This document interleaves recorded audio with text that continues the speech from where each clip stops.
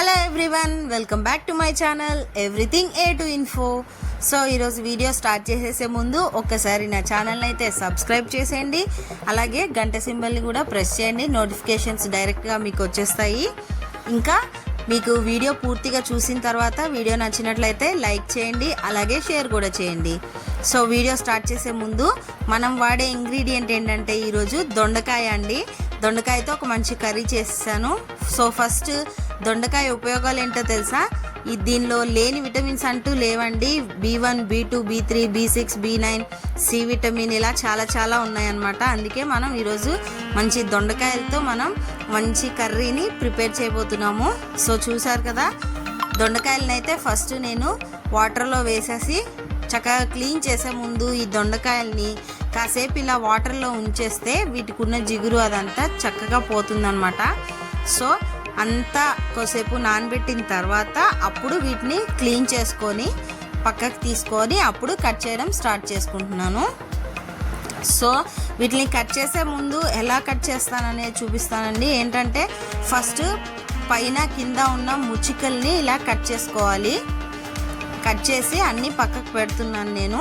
చూడండి, ఈ రకంగా ఆ ముచ్చికలన్నీ తీసేసిన తర్వాత అప్పుడు మళ్ళీ మనం వీటిని ఎలా అంటే మనం గుత్తి వంకాయ టైప్లో మసాలా వీటిని పెట్టడం కోసం నిలువుగా అలాగే అడ్డంగా కూడా ఇలా చీర్చి పెట్టేస్తున్నాను అనమాట. దీని మధ్యలో మనం ఒక మసాలా ప్రిపేర్ చేసి కూర్చుకోవాలి. అలాగే ఇవి పూర్తిగా చివరి వరకు కట్ అవ్వకుండా నీట్గా కట్ చేసి పెట్టుకోవాలండి ఫస్ట్. సో నేను అదే చేసేస్తున్నాను అనమాట. ఆ తర్వాత మనం మసాలా ప్రిపరేషన్ కోసం ఫస్ట్ ఒక బౌల్ పల్లీలు తీసుకున్నాను అనమాట. ఇవన్నీ డ్రై రోస్ట్ చేసుకోవాలి. పల్లీలు, ఆ తర్వాత 2 ఇంచులు చెక్క, అలాగే 4 లవంగాయలు, 1/2 స్పూను ధనియాలు వేసి వీటిని ఫస్ట్ లో ఫ్లేమ్లో స్లోగా నేను రోస్ట్ చేస్తున్నాను అనమాట. చూడండి, ఈ విధంగా కంటిన్యూగా కలుపుతూనే రోస్ట్ చేసుకుంటే చక్కగా అన్నీ సమానంగా వేగుతాయి. చేదు అనేది రాకూడదండి. ఒకదాని తర్వాత ఒకటి ఏది వేయాలో అలాగే వేసుకుంటే చక్కగా చేదు రాకుండా ఉంటాయి అన్నమాట. సో ఇవి కొంచెం వేగిపోగానే నేను ఎండుమిరపకాయలని కూడా ఒక 4 వేసేసాను అనమాట. ఆ 4 కూడా వీటితో పాటు వేయించుకున్న తర్వాత జీలకర్ర వేస్తున్నాను. 1 స్పూన్ జీలకర్ర నేను దీనిలో వాడాను. ఒక 1/2 కేజీ దొండకాయల కోసము అనమాట నేను ఇది కొలత చెప్తున్నాను.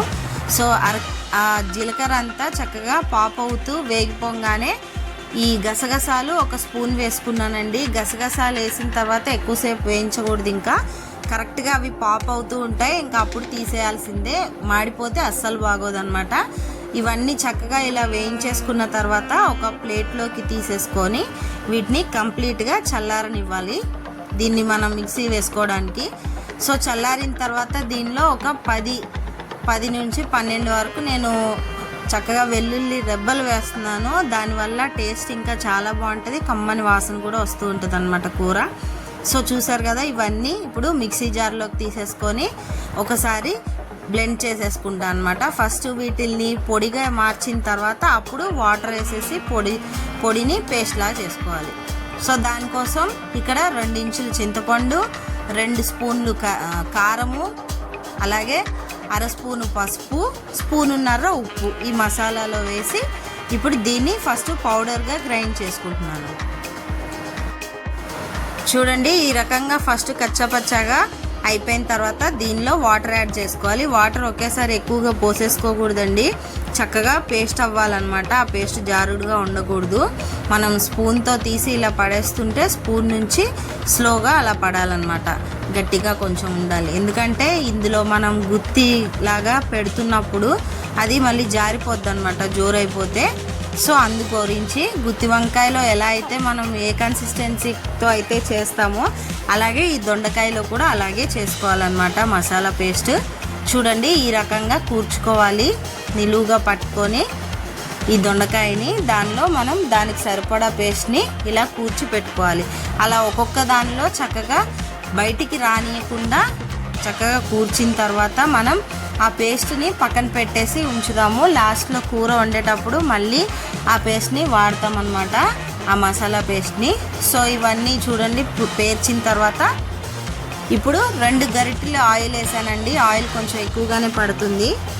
2 గరిటెలు ఆయిల్ వేసిన తర్వాత వీటిని చక్కగా ఒకదాని పక్కన ఒకటి ఇలా పేర్చుకుంటూ వచ్చి సిమ్ ఫ్లేమ్లో పెట్టేసి మూత పెట్టి చక్కగా ఫ్రై అవ్వనివ్వాలి. ఎందుకంటే దొండకాయలు కొంచెం గట్టిగా ఉంటాయి, అంత సామాన్యంగా ఉడకవండి. సో మూత పెట్టేసి చాలా సిమ్ ఫ్లేమ్లో ఉంచేసి అవి నూనెలో పూర్తిగా మగ్గిపోవాలన్నమాట. ఈ దొండకాయలు చూడండి, పూర్తిగా మగ్గిపోయిన దొండకాయలు ఎలా ఉన్నాయో చక్కగా కలర్ చేంజ్ అయిపోయి ఆ మసాలాలన్నీ ఆ లోపల కూడా పడుతున్నాయి దొండకాయలకి. అప్పుడు మనం ఏం చేయాలంటే ఈ దొండకాయల్ని ఒక్కొక్క దాన్ని జాగ్రత్తగా తిరగవేసుకోవాలి.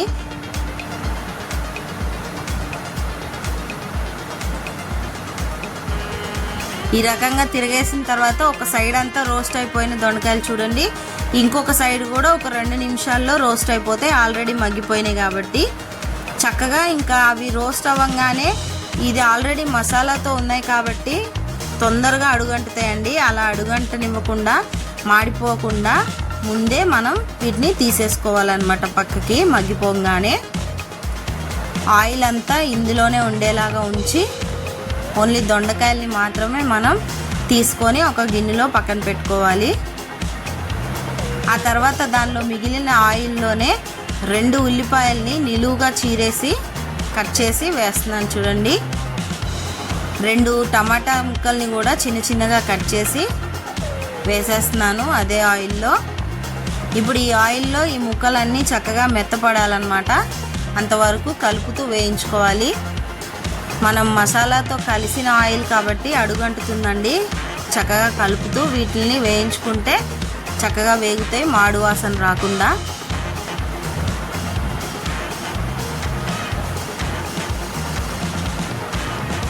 టమాటా ముక్కలు, ఉల్లిపాయ ముక్కలు నీరంతా బయటకు వచ్చి కాస్త మగ్గిన తర్వాత మనం ఒక స్పూను అల్లం వెల్లుల్లి ముద్ద కూడా వేసుకొని అల్లం పేస్ట్లో పచ్చివాసన పోయేంత వరకు మళ్ళీ కలుపుతూ వీటిని వేయించుకోవాలి. ఇప్పుడు అవి వేగిపోగానే మనం ముందుగా మిగిల్చుకున్న మసాలా పేస్ట్ ఉంది కదండి, దీనిలో కాస్తంత వాటర్ యాడ్ చేసుకోవాలి. నేనైతే ఒక చిన్న గ్లాసు యాడ్ చేశాను అనమాట. మన దొండకాయలన్నీ ములిగే అంత వాటర్ పోయాలి. చూడండి, ఇట్లా వేగిపోయిన అల్లం వెల్లుల్లి పేస్ట్ వాసన చక్కగా వస్తున్నప్పుడు ఈ దొండకాయల్ని కూడా దీనిలో వేసేసుకొని మరొక్కసారి వీటితో కలిపేసి సిమ్ ఫ్లేమ్లో 1 నిమిషం పాటు ఫ్రై అవ్వనివ్వాలి.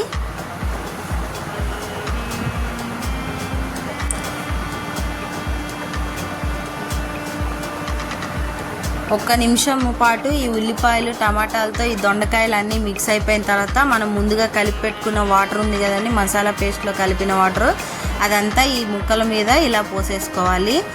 సరిగ్గా ముక్కలు మునుగుతున్నాయా అన్నంతగా పోసుకోవాలి వాటర్, అంతే. ఇంకా అంతకు మించి ఎక్కువగా పోయకూడదు, కరెక్ట్గా అంతే క్వాంటిటీతో పోసుకోవాలన్నమాట వాటర్.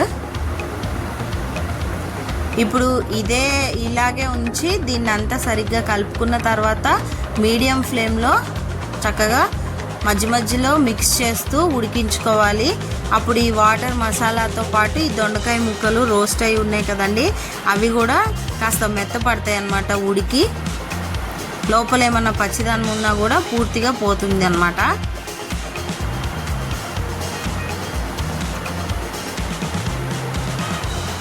చూడండి, మనం పల్లీలు యూస్ చేసాం కాబట్టి అడుగంటనివ్వకుండా మధ్యలో కలుపుతూనే ఉండాలండి. మీడియం ఫ్లేమ్లోనే ఉంచాలి 5 నిమిషాల పాటు. తర్వాత కొంచెం సెక పెంచంగానే చూడండి దానిలోంచి ఆయిల్ అంతా పైకి తేలిపోతుంది, అంటే ఇది ఇంకా ఉడికిపోతుందని అర్థము. ఇంకొక 2 నిమిషాల్లో పూర్తిగా ఆయిల్ అంతా పైకి వచ్చేసింది. సో ఇప్పుడు ఈ కర్రీ రెడీ అయిపోయినట్టే. దీనిలో చక్కగా ఇసుక లేకుండా కడిగి పెట్టుకున్న కొత్తిమీరని ముక్కలుగా చేసి దీని మీద జల్లేసాను. అలాగే గరం మసాలా కూడా కొంచెం వేసేసుకున్నాను అన్నమాట, 1 స్పూను. కర్రీ అయితే రెడీ అయిపోయిందండి. ఈ కర్రీ చపాతీల్లోకి కానీ బిర్యానీలోకి కానీ చాలా బాగుంటుంది. మీరు కూడా ట్రై చేయండి. ఈ దొండకాయల్లో థయామిన్ ఉంటుందండి. ఇది కార్బోహైడ్రేట్స్ని కూడా గ్లూకోజ్గా మారుస్తుంది అనమాట. దానివల్ల ఎనర్జీ చాలా బాగా వస్తుంది ఇవి తినడం వల్ల. దొండకాయలో డైటరీ ఫైబర్ కూడా ఎక్కువగానే ఉంటుంది. సో దాని గురించి మలబద్ధకం, అల్సర్లు, అసిడిటీ వంటి జీర్ణ సమస్యలు అసలు రావండి. అలాగే ఈ దొండకాయల్లో విటమిన్స్తో పాటు కాల్షియం, ఐరన్ కూడా ఎక్కువగా ఉంటుంది. అందుకే మీరు కూడా తప్పకుండా ట్రై చేయండి ఈ రెసిపీ.